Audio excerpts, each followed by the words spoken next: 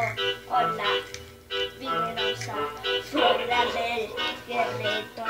La página de X, Freud y Brian, porque estamos en la escuela, en la segunda parte. Cuando voy a la escuela siempre voy caminando solito, hoy siempre me llamo mi mamá, siempre con tú, siempre yo, y aprende a arrocharte los tenis.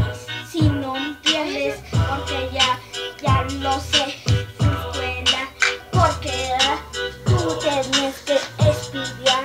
Si no te regaña tu mamá, porque la maestra, porque yo sé por qué, punto suerte general, porque no sé qué. Oye, tú ponte a estudiar, si no te voy a quitar.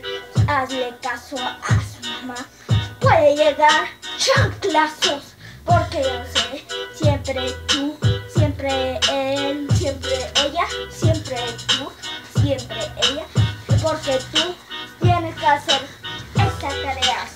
Tienes hermanas o hermanos, porque ese es el guerretón, porque ese es el guerretón en la escuela, porque ¿para qué? Para eso tenemos que estudiar mucho para llegar a porque ya no sé por qué siempre tú ahí dices, ay mamá, me da sed, ya no quiero hacer la tarea. Si tú la tienes que hacer, te regaña tu mamá, porque ya sé esa canción para la escuela, para niños que entienda, porque esa es la canción, porque rap, esa canción, siempre tú, siempre ella, porque yo sé, porque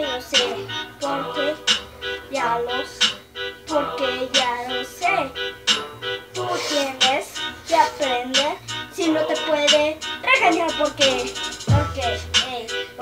ya sé, porque siempre él, siempre tú, siempre él, siempre yo lo repito, porque cuando te deja una tarea, si no tienes que hacerla, si no puede ser que te regañen y te expulsan, porque ya lo sé, la escuela porque también tú tienes que oírla, esa canción para que entiendas, porque tú tienes que hacer 5, 1 o un número, porque la rapa, Freud, la escuela, porque yo, Freud, y la página Freud, Brian, Derek.